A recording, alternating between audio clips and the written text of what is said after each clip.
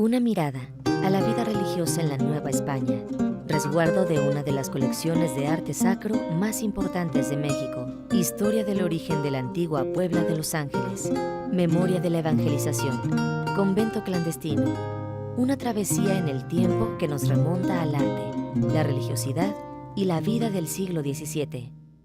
Conócela en el exconvento de Santa Mónica, Museo de Arte Religioso en Puebla.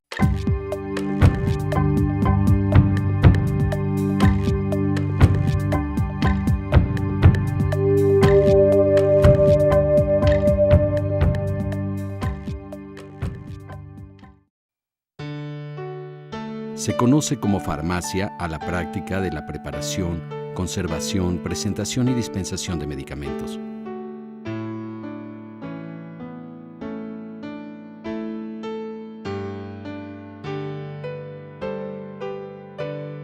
Pero también la farmacia o botica es el lugar donde se preparan dispensas y venden los productos medicinales.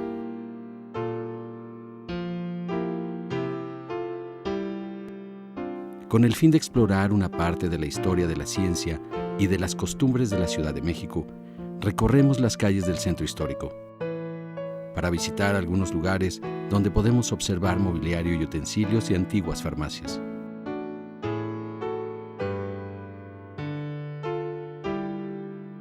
Nuestra primera visita nos lleva al Hospital de Jesús, fundado en el siglo XVI por Hernán Cortés, y donde encontramos una placa conmemorativa de la primera farmacia en el continente americano.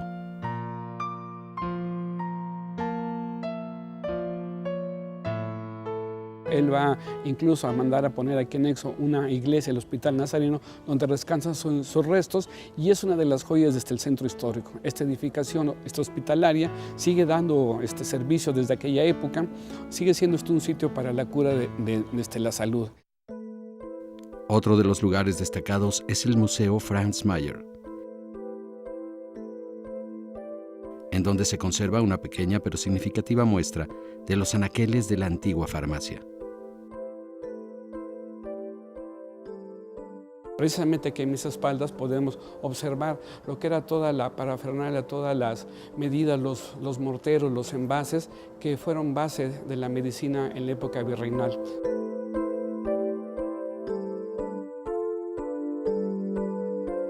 Uno de los más importantes ámbitos de estos antiguos establecimientos está en el Museo Palacio de la antigua Escuela de Medicina de la UNAM.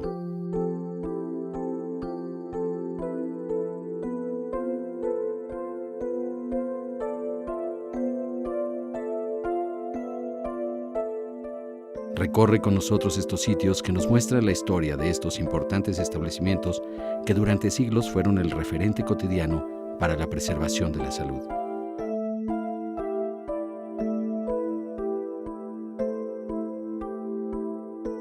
Turismo Culturalina, la aventura del conocimiento.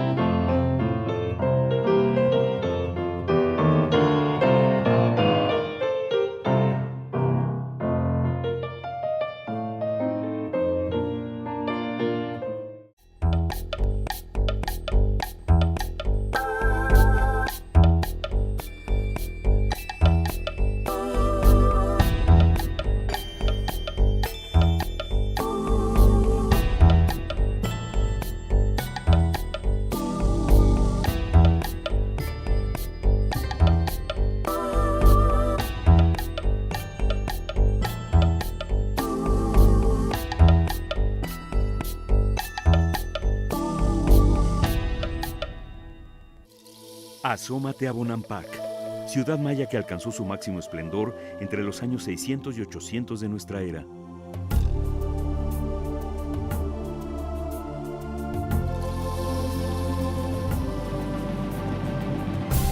Lugar de muros teñidos, en donde se resguarda el templo con las escenas pintadas más ricas y complejas de toda la antigua cultura maya.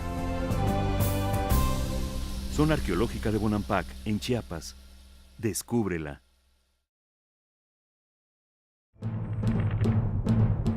Victorino, de la raza pura, dueño de la dehesa, tu figura y tu grandeza resplandece bajo la luna.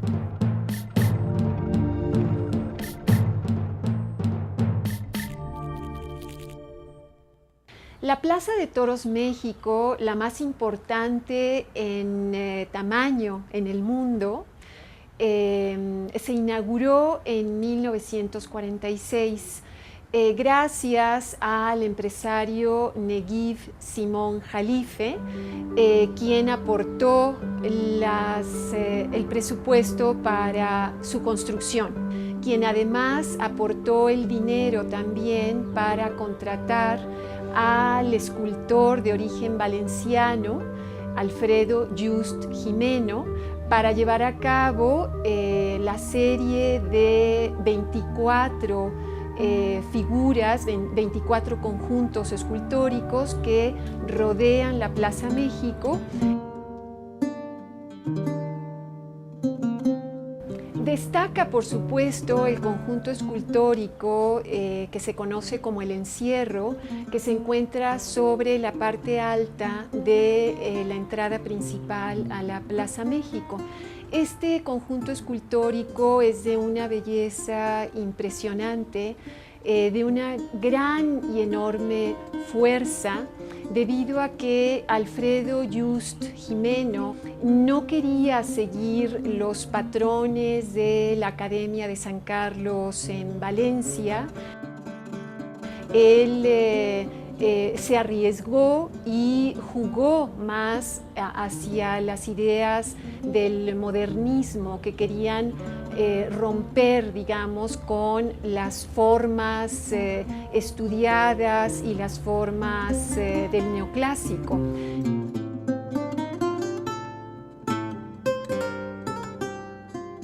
Alfredo Just nace en 1898 y muere el 8 de agosto de 1968, y siempre pensó que, aunque era un republicano español, romántico, republicano de corazón, siempre pensó que en México tendría incluso la gran libertad de llevar a cabo su vocación como escultor.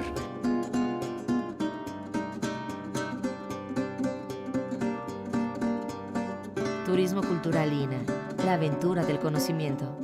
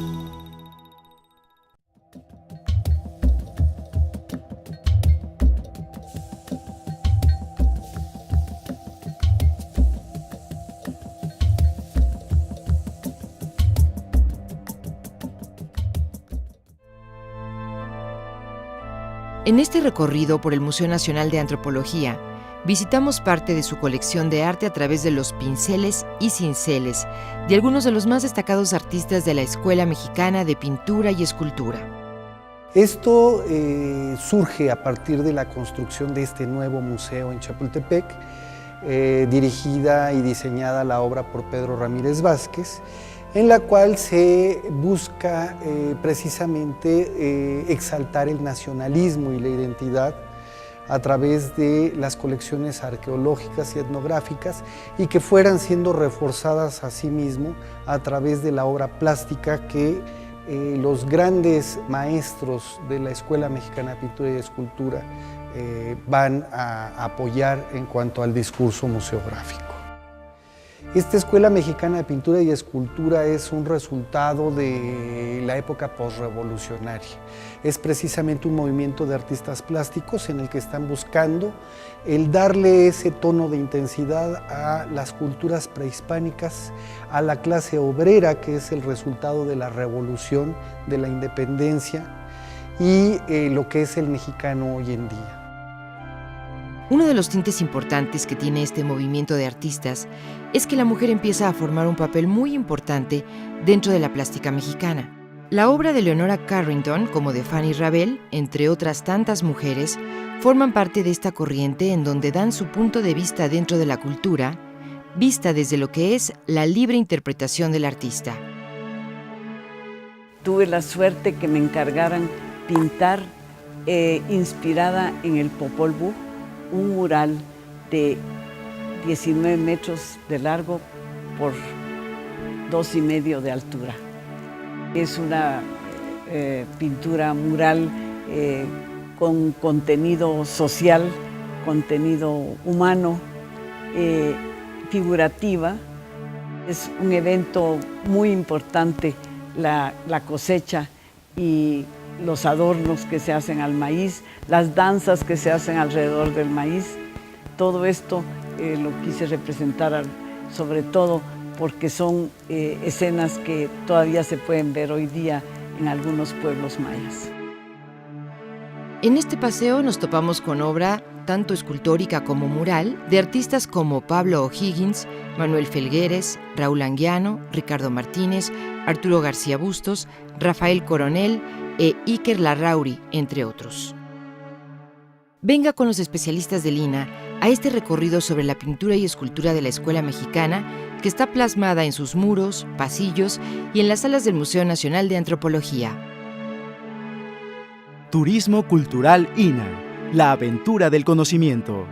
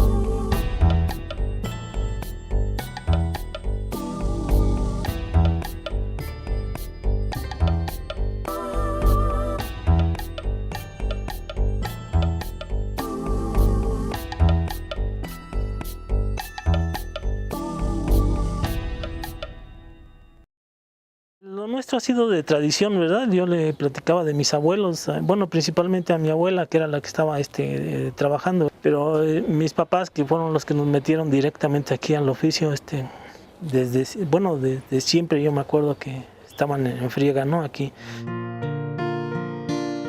Nos encontramos en el municipio de Metepec, ubicado al sur de la ciudad de Toluca, en el Estado de México, reconocido por las variadas artesanías que se fabrican en barro y cerámica principalmente, en especial por una de ellas, el reconocido Árbol de la Vida.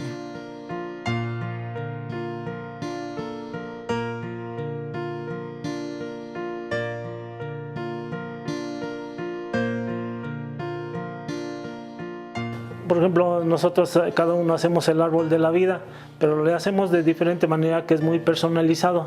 Cada uno de nosotros como artesanos tenemos que aportarle algo que identifica a esa pieza que está hecha por tal persona. No sé, puede ser algún animalito, algún angelito, o la manera en que se hace, o la forma puede ser también. Quiero hablarles un poco sobre el proceso del árbol de la vida. Este es un árbol de la vida pues, que tiene todos los elementos, ¿verdad? Pero me gustaría que por la parte de atrás vieran su estructura del árbol de la vida. Como ven, tiene una basecita que es esta, un tronquito y los arquitos. Entonces nosotros para hacer este árbol de la vida tenemos que hacer primero su base, el tubito, los unimos. Ya unidos procedemos a ponerle los arquitos, los primarios, secundarios, terciarios y terminamos o cuartiarios. Depende de los que tengan. Ahora por la parte delantera lo tenemos ya adornado, que consta de Eva, que se encuentra aquí algo escondida. De Eva está aquí. De Adán, que está al otro extremo. De San Miguel Arcángel, Dios Padre arriba y la serpiente. Para hacer árbol de la vida siempre debe tener a Eva, a Adán y la serpiente.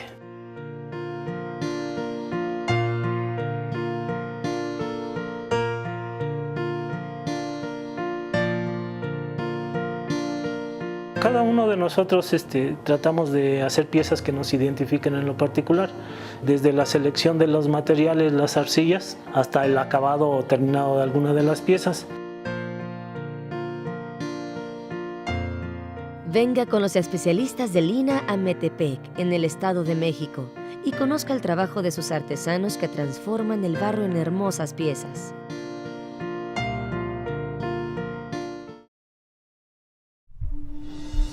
De la conquista al México revolucionario. Nuestra historia en el tiempo. Un recorrido para entendernos mejor. Castillo de Chapultepec. Museo Nacional de Historia y Museo de Sitio Alcázar de Chapultepec.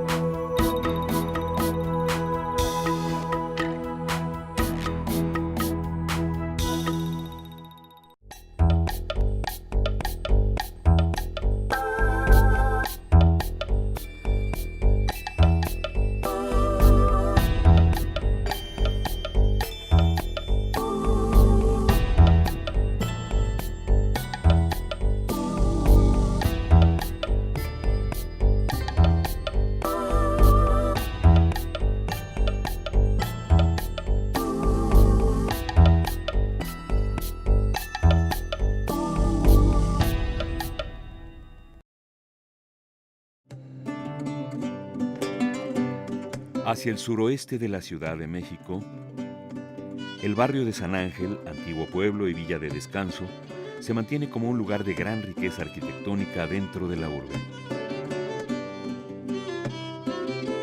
Sin duda, uno de sus monumentos históricos más notables es el excolegio de San Ángelo Mártir, sede actual del Museo de El Carmen.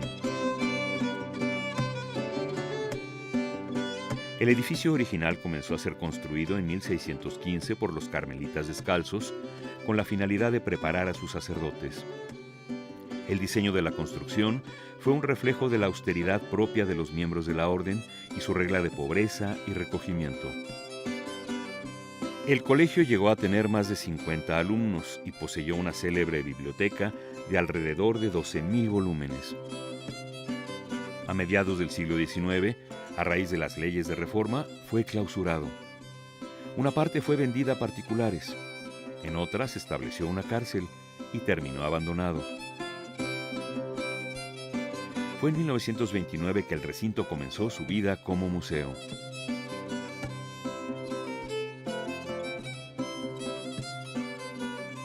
Dentro de su sencillez arquitectónica, la construcción conserva espacios de grata belleza, como el soleado claustro o el patio de los estudiantes, de proporciones amplias y armónicas.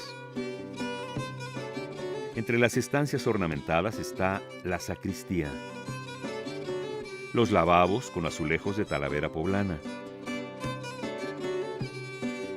la capilla doméstica donde los frailes oían la misa, en la que se eleva un retablo barroco, que es ejemplo del trabajo artístico novohispano, y las criptas, donde se depositaron algunos restos mortales de la nobleza virreinal. En el Museo de El Carmen se exhibe una de las colecciones más importantes de arte sacro en la Ciudad de México. Un acervo que contiene pinturas de Cristóbal de Villalpando, Miguel Cabrera, Juan Correa y otros artistas anónimos. Imágenes de madera estofada, objetos litúrgicos y mobiliario. Como objeto de curiosidad y memoria, 12 cuerpos momificados por las condiciones naturales del terreno quedaron ligados a la visita al museo desde hace mucho tiempo. A un lado del templo, abierto al culto todavía, el viejo edificio ha creado un entrañable vínculo con la comunidad. Museo de El Carmen, en el corazón del barrio de San Ángel. Un lugar donde vives la historia.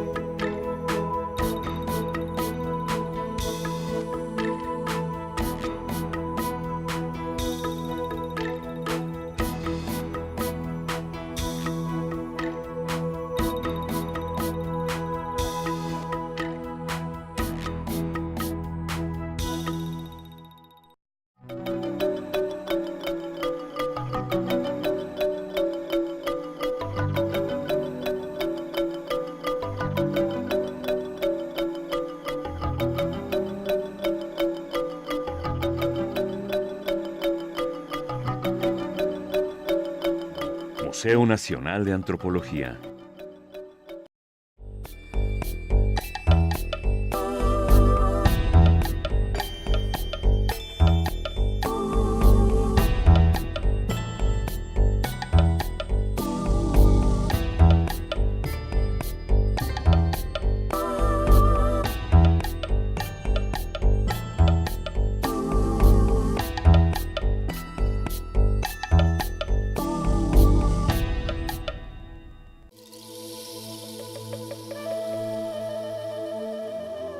Asómate a El Tajín, ciudad del trueno y de los nichos.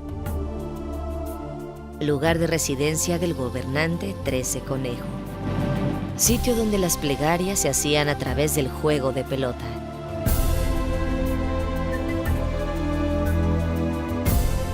Zona arqueológica El Tajín en Veracruz. Descúbrela.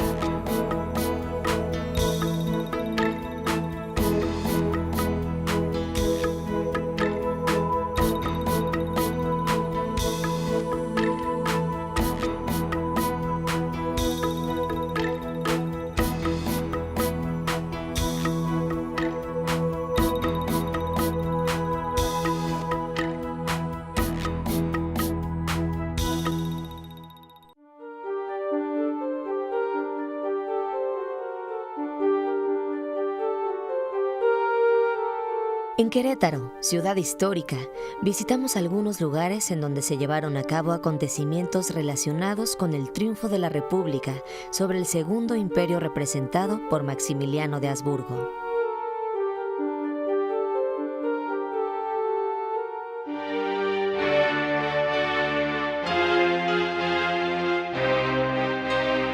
En 1867, Maximiliano I de México reorganizó el ejército imperial, designando a los generales conservadores para altos puestos militares.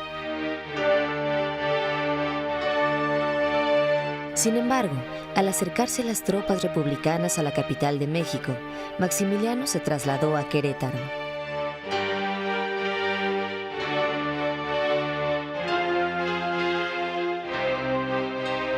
En marzo del mismo año, el general Mariano Escobedo puso sitio a esta ciudad. Tras los 2 meses del sitio, muchos barrios quedaron en ruinas, los edificios perforados por la artillería republicana y el acueducto averiado.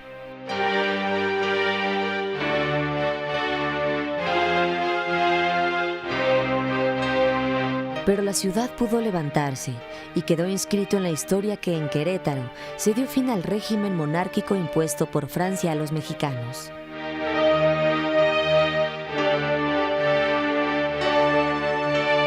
Luego de 71 días de resistencia, Maximiliano I fue fusilado en el Cerro de las Campanas.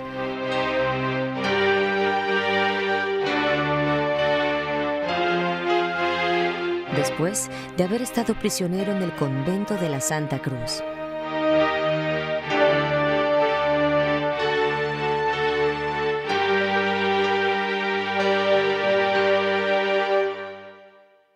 En su interior se encuentra un bello patio con árboles, cuyas ramas se llenan de espinas en forma de cruz, único ejemplar en el mundo.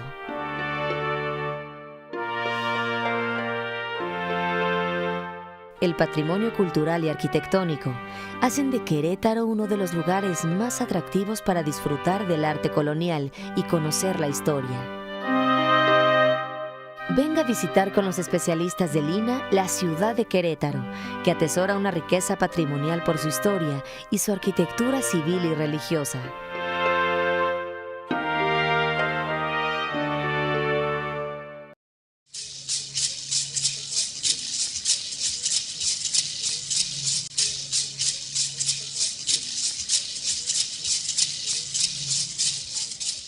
El norte del norte, la península separada, las tierras más lejanas del ombligo del mundo, lejos del centro centralísimo de México, ahí donde el mundo se ve cuando uno camina. El territorio de los Yumanos, las tierras de Baja California, cincelado por cerros, arroyos, desiertos y mares que son nombrados por las culturas antes cazadoras recolectoras Kumiai, Paipai, Cucapá y Quiligua. Nombrar el territorio para construir un paisaje. Vivir el paisaje con la palabra y caminarlo.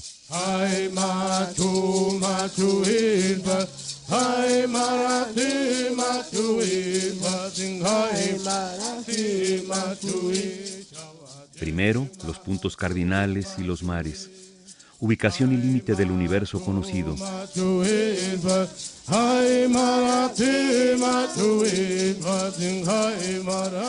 Más adelante, los cerros referenciales del territorio. Posteriormente, los manantiales, arroyos y zonas de recolección, lugares de subsistencia. Así podemos entender dónde se asentaron las bandas, los asentamientos históricos y las misiones. Luego entonces, algunos lugares sagrados y sus nombres que aparecen en los mitos para ver la mirada de los quiliguas sobre su territorio. Dentro del grupo Yumano Cochimi hay 4 grandes grupos, salvo las lenguas Cucapá, Kumiai, Paipai y Quiligua. Todos los demás se encuentran en el país vecino.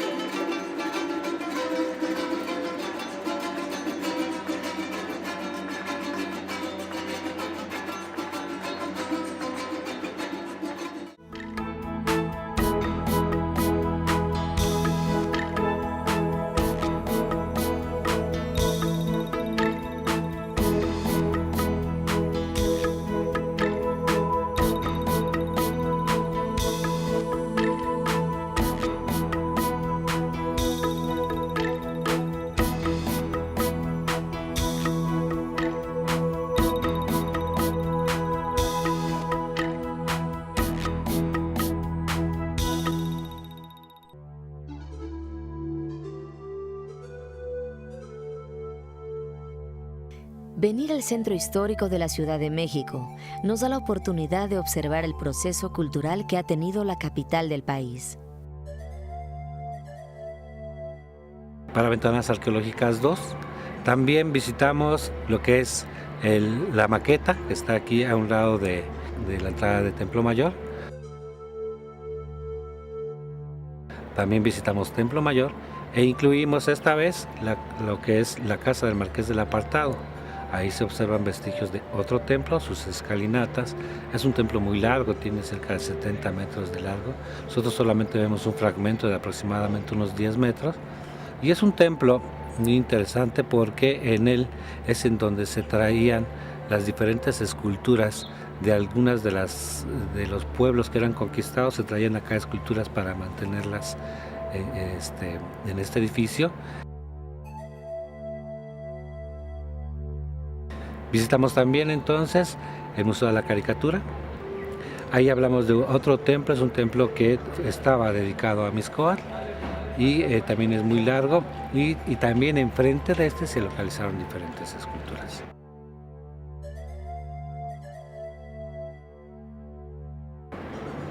Y este templo continúa hacia el poniente y en ese lugar hay también vestigios de este mismo templo y ahí se puede observar en mejor posición.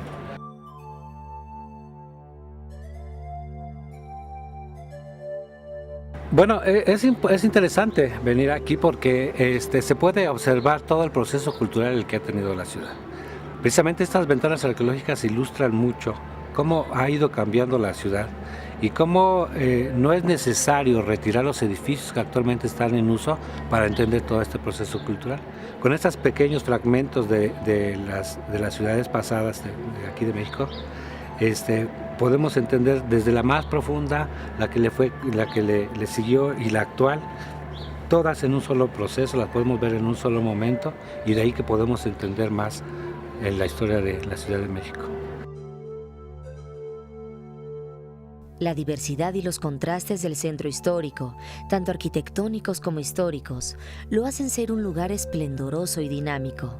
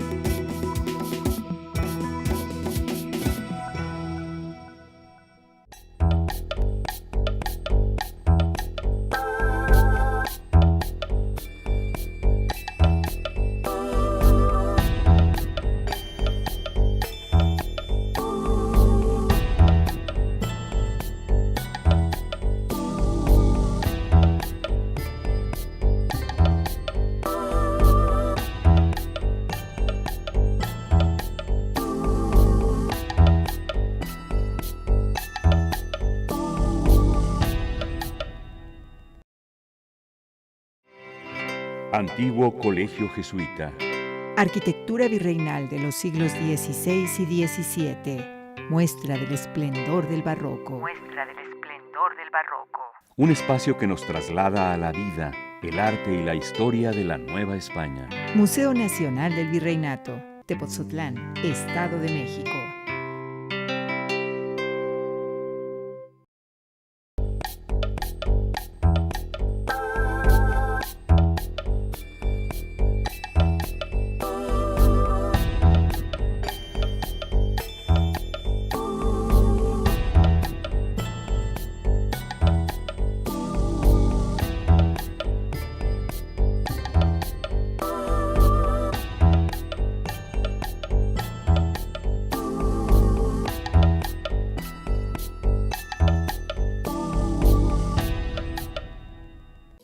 Asómate a Xochicalco, lugar de la Casa de las Flores. Ciudad que alcanzó su apogeo entre los años 650 y 900 después de Cristo. Sitio de culto a la serpiente emplumada y al agua. Zona arqueológica Xochicalco, en Morelos. Descúbrela. En los límites de los estados de Guerrero y Morelos, dentro del municipio de Tetipac, a 30 kilómetros de Taxco, llegamos al Parque Nacional Grutas de Cacahuamilpa. La entrada de la gruta es un amplio arco orientado hacia el este. Cuenta con unos 40 metros de base y 12 metros de altura y presenta un desnivel de 20 metros con relación al piso de la cueva. ¿Qué es lo que vamos a encontrar ya una vez que ingresamos en la gruta? Pues vamos a encontrar formaciones de tipo kárstico, ¿sí? Estas formaciones de tipo kárstico se asocian muy bien con lo que es el desarrollo de las grutas. En su interior se localizan más de 90 grandes salones separados por enormes paredes de roca natural y comunicados entre sí por una galería principal. La altura de las grutas oscila entre los 30 metros en la parte más baja y los 70 metros en la más alta. Dentro de ellas hay un sendero que recorre 2 kilómetros del camino.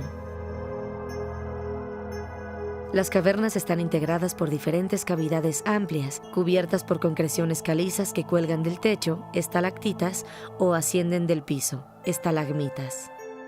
La gota de agua, cuando se filtra por el techo, va siguiendo el camino más débil, el que está debilitado, en el que hay una fractura, y entonces el agua, junto con los ácidos, va disolviendo el carbonato de calcio, que es el mineral que compone la roca caliz, y de esa manera la acumulación del carbonato de calcio en el techo y el carbonato de calcio que se acumula en el piso le van originando a lo largo del tiempo la formación de estalactitas en la parte superior y estalagmitas en la parte inferior. Cuando corre la fortuna de que estas dos formaciones se lleguen a unir en millones de años o en miles de años, entonces se forma una columna. Este es un proceso muy lento, porque va a depender de la cantidad de lluvia que vaya a caer en la estación. Se ha calculado el crecimiento en un promedio de 1 milímetro por cada 10 años. Es una formación que invita mucho también a la imaginación y también invita mucho a que uno conviva con la naturaleza y conviva con el interior de la gruta. No se pierda este recorrido a las grutas de Cacahuamilpa, consideradas como las más grandes y bellas del planeta, en donde recordará imágenes de la naturaleza formadas en piedra.